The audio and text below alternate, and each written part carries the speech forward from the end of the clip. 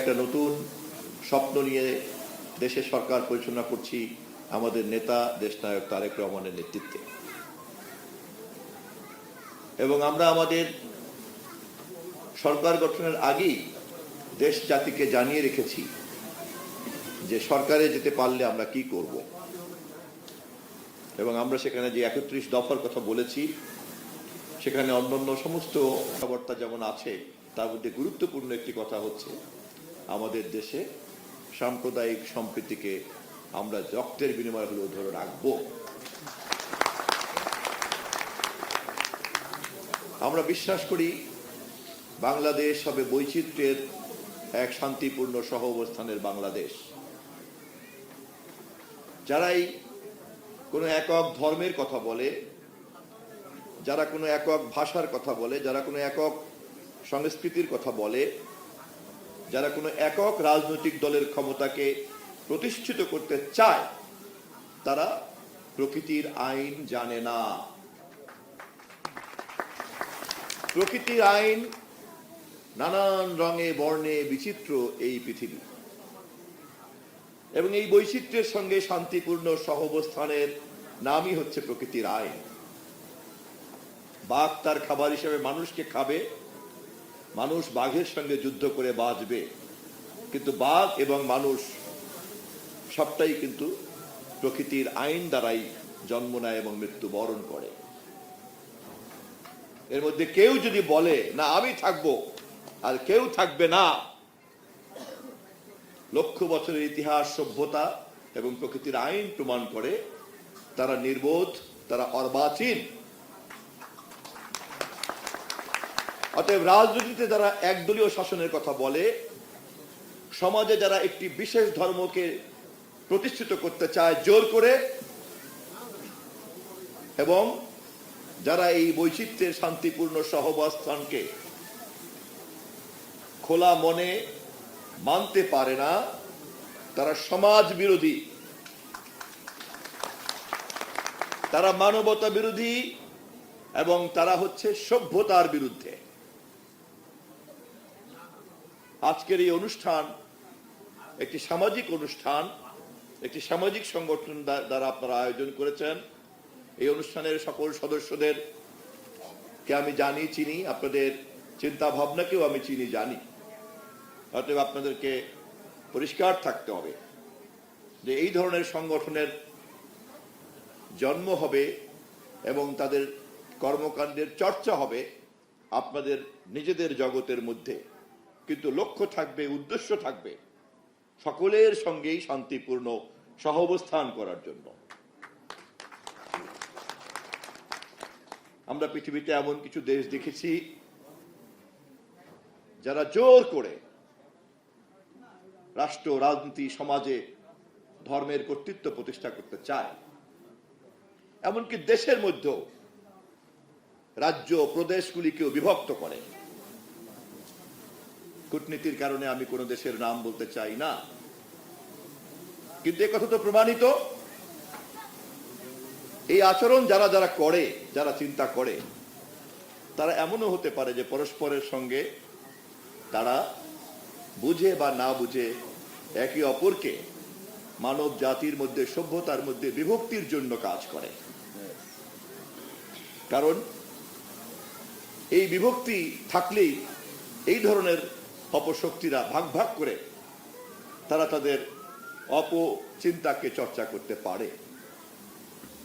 সভ্য মানুষ, শান্তিপূর্ণ মানুষ, সর্বশক্তিমানের সৃষ্টির সকল মানুষের কাজই হচ্ছে, সৃষ্টিকর্তা যদি সকলকে তৈরি করে থাকেন, সকলের মধ্যে যদি তাকে পাওয়ার, আরাধনার নানান রকম পথ দিয়ে থাকতে পারেন, তাহলে আমাদের দায়িত্ব এক সৃষ্টিকর্তার সকলে মিলে সেই সকল বৈচিত্র্যকে মেনে নিয়ে বাস করা। আমি বিশ্বাস করতে চাই আপনের নীতি নির্ধারকরা এই কথাটিকে ভালো করে জানবেন, বুঝবেন এবং সেভাবেই চর্চা করবেন। এই বোঝাবুঝির মধ্যে কোনো অপরিচ্ছন্নতা থাকাটা ঠিক হবে না। তাহলে ছোট ছোট পরিসরেও কিন্তু বিভক্তির জায়গা তৈরি হয়। আমাদের দল, আমাদের সরকার এবং আমাদের নেতা তারেক রহমান যখন যে কথা বিশেষ অতিথি বলেছেন, বাংলাদেশে এসে বললেন আই হ্যাভ এ প্ল্যান, এবং সেই পরিকল্পনার মধ্যে একটি গুরুত্বপূর্ণ প্ল্যান হচ্ছে বাংলাদেশে সকল ধর্ম, বর্ণ, পাহাড়ি, সমতল, ভাষা, বর্ণ সবকিছু নির্বিশেষে আমরা সকলে একসঙ্গে বাস করব।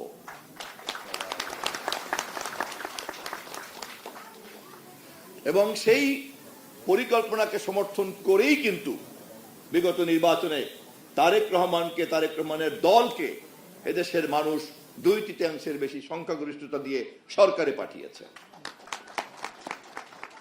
একটু আগে দেখলাম ব্রিটেনের নবনির্বাচিত প্রধানমন্ত্রী অ্যান্ডি বার্নহাম এই কেবল নির্বাচিত হলো, স্টারমারকে সরিয়ে সে কেবল হলো লেবার পার্টির নেতা হিসাবে, এবং বক্তৃতায় শুরুতেই সে বলছে আই হ্যাভ এ প্ল্যান।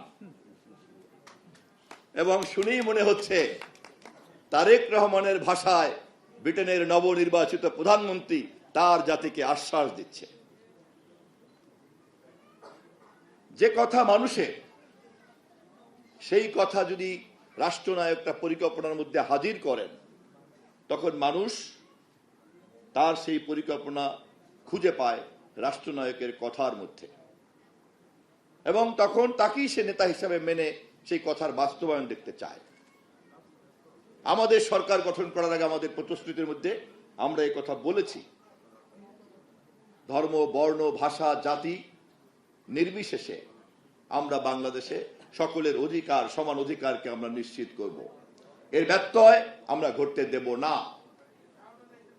এবং দেশে এবং দেশের বাইরে যারাই এই চিন্তার বিপরীতে কথা বলে, চিন্তা করে, কাজ করে, সে আমার ধর্মের অনুসারী হতে পারেন, আপনার ধর্মের অনুসারী হতে পারেন, কিন্তু সে কিন্তু এই বৈচিত্র্যের শান্তিপূর্ণ সহাবস্থানের পক্ষে কথা বলে না। অতএব সেই অর্থে কিন্তু এই বৈচিত্র্যের কথা যারা মানে তারা নানান ধর্মে অনুসারী হতে পারেন, কিন্তু তারা কিন্তু একই ধরনের চিন্তার লোক।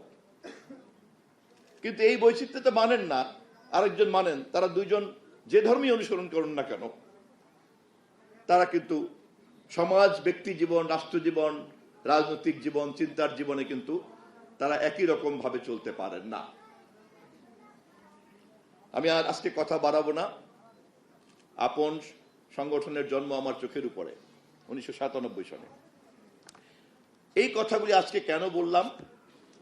মহাত্মা ভেগাই হালদার তার সমস্ত কর্মের মধ্যেই কিন্তু এই কথাগুলি প্রতিফলিত। যদি ভেগাই হালদারকে ভালো করে কেউ বোঝার চেষ্টা করেন, আমি একজন বিখ্যাত ইতিহাস নির্ভর উপন্যাসিক দেবেশ ভট্টাচার্যের একটা বড় বই আছে, বরিশালের ভেগাই হালদার, যোগেন মন্ডল, বরিশালের যোগেন মন্ডল। তো বরিশালের যোগেন মন্ডল ওই বইয়ের একটা চ্যাপ্টার আছে, যেই চ্যাপ্টারটাতে ভেগাই হালদার সম্পর্কে বলা আছে। এবং 1900 সম্ভবত 26 সনে 1926 সনে সম্ভবত আগৈলঝোলাতে একটা কৃষক সম্মেলন হয়েছিল, রেয়াত কনফারেন্স হয়েছিল। যোগেন মন্ডল সেখানে ভলান্টিয়ার ছিলেন। ভেগাই হালদারই মূলত সমস্ত কিছু, মহাত্মা ভেগাই হালদার তিনি কিন্তু সব আয়োজন করেছিলেন। এবং সেখানে মূলত নিম্ন বর্ণের মানুষ, গরিব মানুষ, কৃষক মানুষ, তারাই কিন্তু জড়ো হয়েছিলেন। এবং এরকম একটা প্রতিষ্ঠিত গইলা স্কুল থাকা সত্ত্বেও কিন্তু এই স্কুলটা তৈরি হয়েছিল বেসিক্যালি কিন্তু এই মানুষগুলিকেই শিক্ষিত করে গড়ে তোলার জন্য 1919 সনে।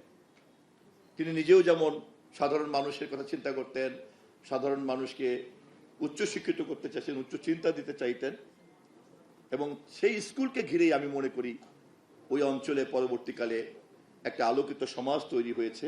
হালদারের মতো মহান মানুষ সাধারণ অর্থে কিন্তু খুব বেশি শিক্ষিত ছিলেন না, কিন্তু তার চিন্তা, তার কর্ম, তার মহানুভবতা প্রায় 100-150 বছর পরেও আজকে এই মঞ্চে বসে আপনারা, আমরা সবাই মিলে তাকে স্মরণ করছি। আমি খুবই সৌভাগ্যবান, যোগেন মন্ডল যে এলাকার প্রথম নির্বাচিত নেতা ছিলেন, সেই এলাকারই বর্তমান নির্বাচিত নেতা হলাম আমি। আমি খুবই সৌভাগ্যবান, যখন অবিভক্ত ভারতের একমাত্র বাঙালি মন্ত্রী ছিলেন নেহরু মন্ত্রিসভাতে ভাগাই হালদার, সেই এলাকা থেকেই আমি আজকে বাংলাদেশ সরকারের মন্ত্রীর দায়িত্ব পালন করছি। যোগেন মন্ডল এবং সেই যোগেন মন্ডল ভাগাই হালদারের এই কর্মকাণ্ডকে তার জীবনে সে বিস্তৃত করেছেন ওই স্কুলকে ঘিরে। তো সেই কারণে আমাদের এই অঞ্চলের ইতিহাসকে যারা জানেন তারা জানবেন ডক্টর আম্বেদকর, যোগেন মন্ডল এবং ভাগাই হালদারদের মতো মানুষরা কি ধরনের সংগ্রাম করেছে, কি ধরনের চিন্তা করেছে এবং কি ধরনের মানবতা চর্চা করেছে।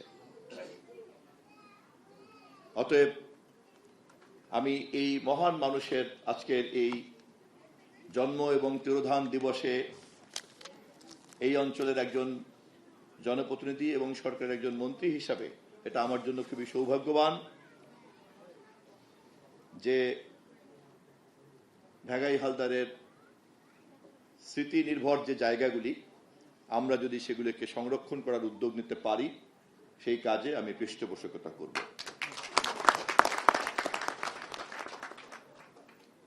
স্কুলটা যেহেতু এত বিখ্যাত একটা পর্যায়ে চলে গিয়েছে, ভবিষ্যতে যখনই জাতীয়করণ করার সুযোগ আসবে আমি এই স্কুলটিকে জাতীয়করণ করার জন্য উদ্যোগ নেব। এবং তার যে আশ্রম, বাল্যাশ্রম, যেটা এখন পর্যন্ত জমি জমার কারণে, জটিলতার কারণে বেহাত হয়ে আছে, সেটাকে পুনরুদ্ধার করার জন্য আমি অবিলম্বে পদক্ষেপ গ্রহণ করব। এবং তার সম্প্রদায়ের মানুষদের যে ধর্মচর্চা করার একটা প্রধান কেন্দ্র, মডেল মন্দির নির্মাণ করার যে প্রতিশ্রুতি আমিও আপনাদের সঙ্গে দিয়েছিলাম, যত দ্রুত সম্ভব ওই স্থানে একটা আধুনিক মডেল মন্দির আমরা প্রতিষ্ঠা করব। ভাগাই হালদারের স্মরণে আপন কর্তৃক আয়োজিত আজকের অনুষ্ঠানে এই প্রতিশ্রুতি দেওয়ার মধ্য দিয়ে এবং আপনাদের সকলের সহযোগিতা কামনা করে আমার বক্তব্য শেষ করছি। সবাইকে নমস্কার, সবাইকে প্রণাম, সবাইকে শুভেচ্ছা।